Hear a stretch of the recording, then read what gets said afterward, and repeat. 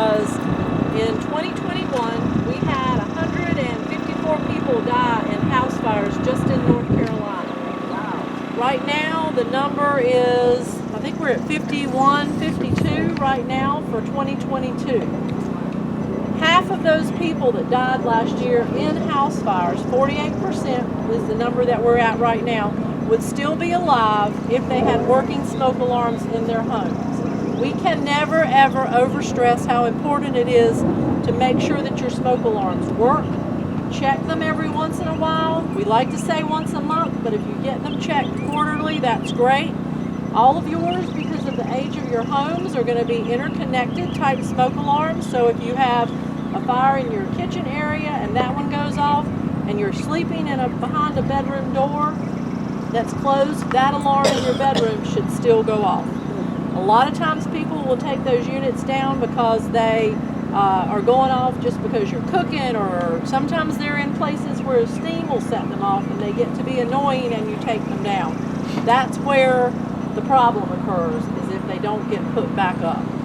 I will say, even for my own home, one of mine went bad. I just replaced them all at the same time. So they all had the same date. And the Veterans Club will help if you can't change them out yourself. You can set an appointment with them and work something out there. So tell your friends, tell your family, make sure everybody keeps a working smoke alarm in their home, both levels, outside your bedroom area for sure. But that is the number one way that you can spread the word and help keep yourselves and your families and your friends a lot safer. So we're going to be talking about fire extinguishers. I'm sure everybody has a fire extinguisher in their home. So this is the fire extinguisher that we keep in our van. And many of you may even have an extinguisher in your vehicle. So this is about a 5-pound ABC extinguisher. This kind, because it's a heavy-duty metal cylinder, can be recharged. If we use this, we can take it to a fire extinguisher company. They'll put new powder in it, they'll put a new charge in it, and we can put it back in the cabinet and use it again. Let's talk about positioning of that fire extinguisher. Where are your fire extinguishers? Does everybody know? Yep. Okay. Right. A lot of people are like, well, the last time I saw it, that's not usually a good way to start that where's your fire extinguisher conversation. So we want you to, number one, know where it is, take it out every once in a while and look at it. What did we do when we were talking under there with yours? Yes. We were looking for an expiration date on yours, finally found it on the bottom. But we also looked at the gauge. There's a gauge on here that you want that little needle to stay in the green. If it's out of the green, then that means it doesn't have enough pressure in there to get the extinguishing agent out. So you want to check your extinguisher when you get home and make sure that that needle is in the green. I don't want to step on anybody's feet when I come through here. That extinguisher needle is in the green. So that's one of the ways when you're looking to see where it is that you can do. Again, monthly would be great if anybody wants to take a look at it monthly.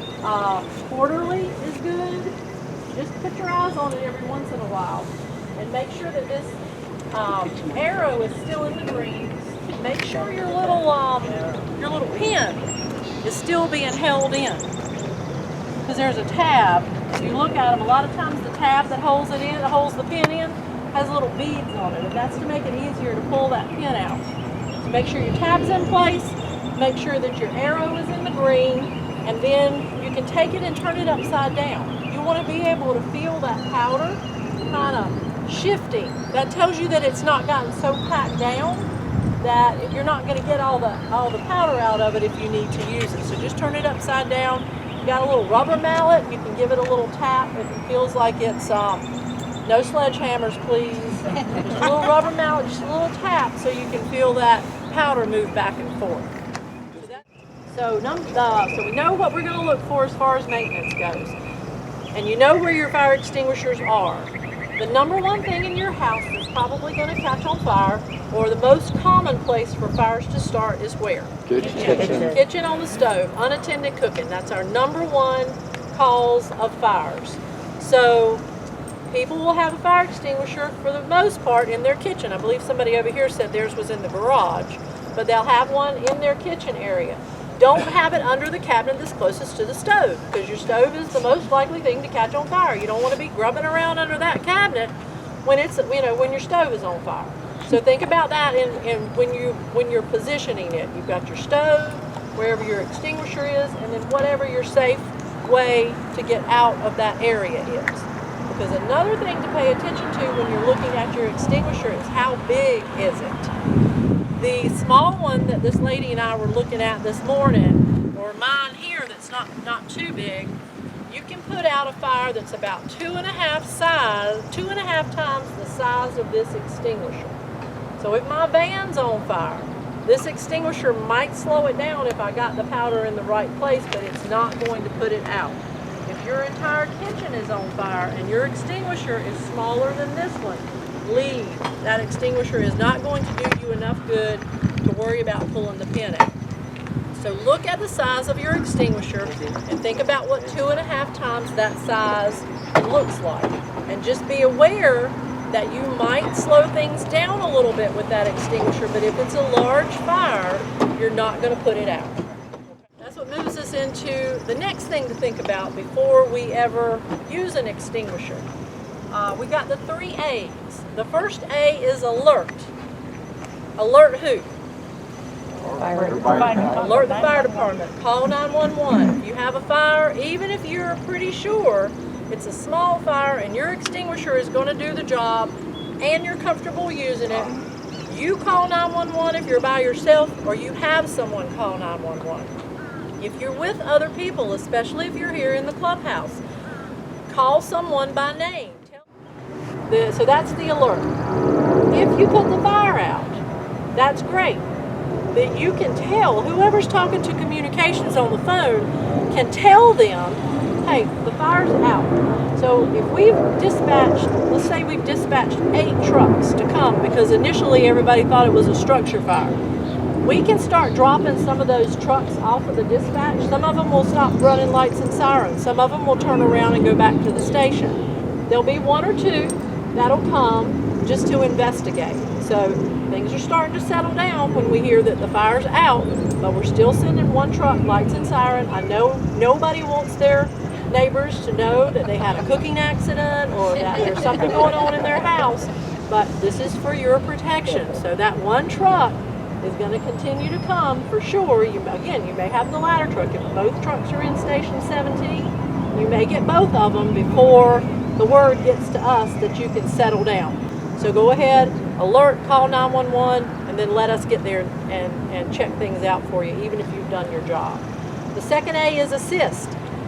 Sometimes, especially if you're in the building over here or even in your home, you're having a party, there may be somebody with you that day that either all the time or just that day needs a little bit of extra help getting out. They may be in a wheelchair, they may use a cane, they may have a walker, they may be in a cast for whatever reason.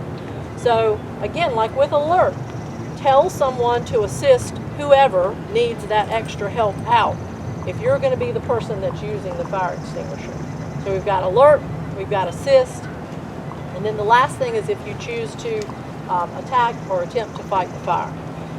The classes of fire that most of your extinguishers will work, unless you've got some really specialized extinguishing deal in your home, which most people don't have. We deal with that in businesses a lot of times.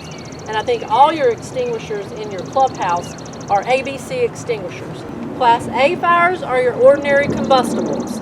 It's the mulch out here, it's pine straw, it's clothing, it's papers in a trash can, the linens on your bed, that kind of thing. So that's what your Class A fires are. And this powder will smother that fire. Class B fires are flammable liquids.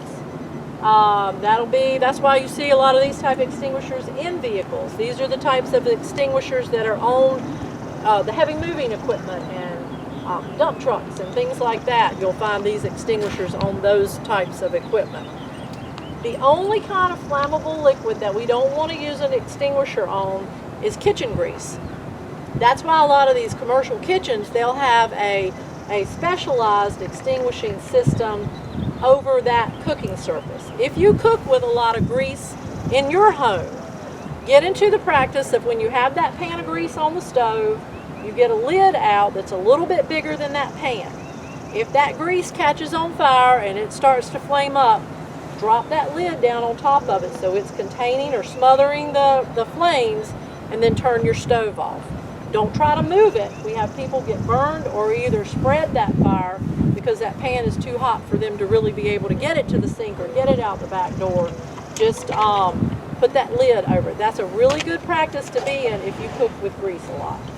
The extinguisher, as you'll find out if anybody decides to put their hands on it, the extinguisher's got a little bit of pressure behind it. Remember we talked about the air that's in there, force that out. You don't want to splash that burning grease either on yourself or around your kitchen. If it's still too hot to get to your stove, to get to wherever the controls are on your stove, cut the stove off in your panel box, your breaker box. Yes? If you have a gas stove, what good does it do to shut off the electric breaker? It doesn't. It doesn't. The best thing to do is turn that off. If you can touch it. If you can get to it, yeah. Otherwise, then you just need to get out. So Class C fires. What kind of fire are we dealing with a Class C fire? Electrical. Electrical. Microwaves, dryers, computer equipment. So the powder in this extinguisher will put those things out. It'll suppress those flames, but they're going to keep coming back as long as it's still plugged in and still getting the heat from the electricity. So turning that breaker off to your microwave or turning the breaker off to whatever your computer stuff is, if you can't get to it to unplug it safely, is going to be the best way to get to keep that heat source from building the fire back up. Okay. Again, we only have 2.5 times the size of our extinguisher to work with. So you use it on something electrical. If you can, safely, you've killed the heat source to it. It might not, it's going to lessen the likelihood that will flame back up again if you can kill its heat source. Think about your doors, whether you're using an extinguisher or not. Your doors are really, really important to protecting the rest of your home. There's some videos out there that Underwriters Laboratory put out about how much fire and smoke that even a hollow core door can prevent from getting into the rest of the house or getting through that door to someone who's trying to protect themselves in that room until someone can come and get them out. So the fire department can get there and come in through a window or something like that. So if you have a room, I know probably a lot of your kitchen and living areas are very open, but if you have a fire in one of these clubhouse meeting rooms, if you have a fire in a bathroom or a bedroom or in some kind of, let's say it's in your garage, then when you leave that premises, make sure you close the door to your house. Because even if it's in your garage, that closed door is going to help prevent some of that smoke and fire from getting into your home. So those closed doors are really important. You've used the extinguisher in a room. The fire looks like it's going out. You leave the room, you close the door. Now we're going to the more fun part. We're going to burn something, and you're going to get to play with the extinguishers. Okay, ABC is the type of extinguishers that we're looking at. What about when we start to use it? Oh, you have to pull the pin. Exactly. So we're going to be thinking about pass. Like we had our AAAs to start with, the alert, assist, and attempt, or attack. I like attack better. Now we've got pass. So pass is something you can remember to help you. All fire extinguishers are going to work pretty much the same way. Your pin may be in a little differently than what mine is. Remember those tabs with the little beads on them? Or sometimes they're clipped in. You need to look at your extinguisher to figure out how it's going to work. So with pass, the first letter is P and it's for pull. You got to pull this pin out because this mechanism doesn't work if you don't pull the pin out. The second one is A for aim.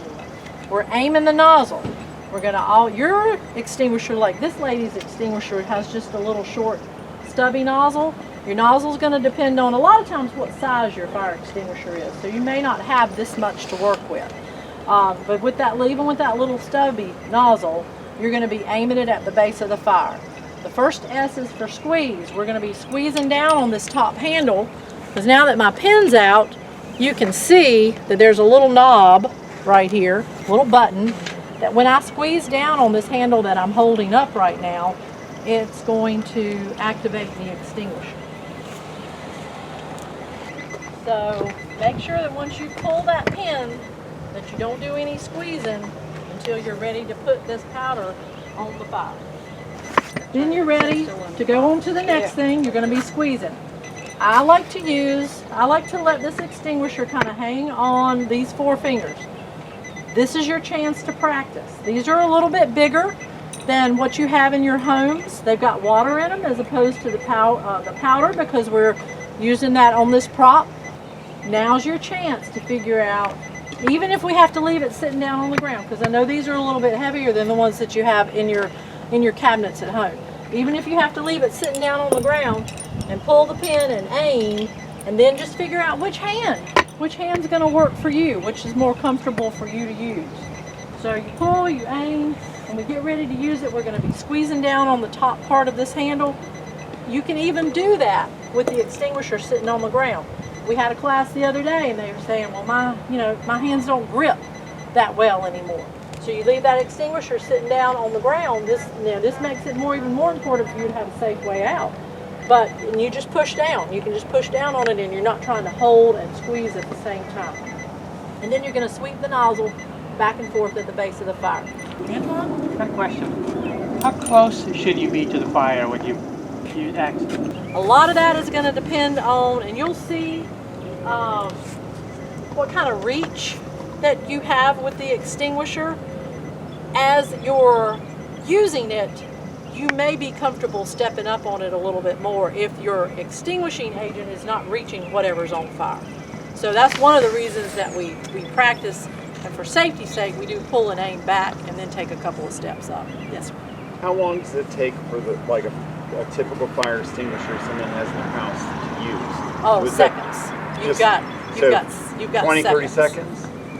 Not even that long. Okay. Those small ones like that, you might have 6 or 8 seconds, 10 seconds maybe. The bigger the extinguisher, because the more agent and the more pressure you've got in there, they'll last a little bit longer. Squeeze it and everything. We want to use everything that's in that extinguisher on that fire. And then we're going to go out of the room and do what? Close the door. 911's on their way. They're going to come and check out what's in there. Whoa! This big one. Sure. Okay, so we're going to start about right here. Wow, start your Yeah. Man, you that good, man. Fire department. couple steps up. Squeeze and just there you go. Good job. Come right up here to my left. You went to A. Let's pull the pin. It's fire.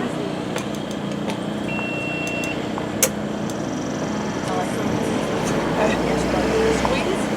Sweep it at those buttons. Good job. Now, are those flames settled? All right. Step over here on my left. Yes, okay. There you go. Now, make it on. Now, pick it up. Squeeze with your a little lower, a little lower. There you go. Good job.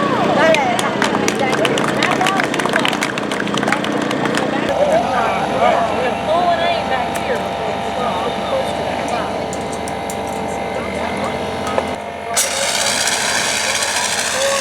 Good job. Woo!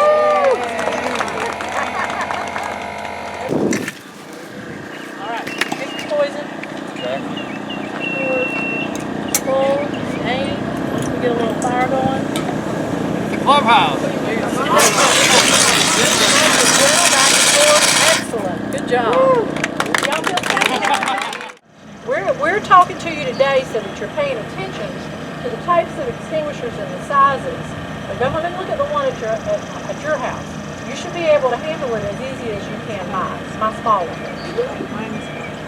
Okay. So you may want to think about it. If you can't pick it up comfortably and move around with it, then you may want to think about one that's a little bit smaller. What's the response time we're looking at? What's the calling 911? So the Durham Fire Department's goal is to, from the time that the tones drop, we've got, 30 to 45 seconds, 1 to a minute at most, that we're supposed to be on the truck, rolling out of the station, and then arriving on scene in 5 minutes. Because of the way that the city has grown, some of our response times are more in the 6-minute range, but we're always shooting for 5.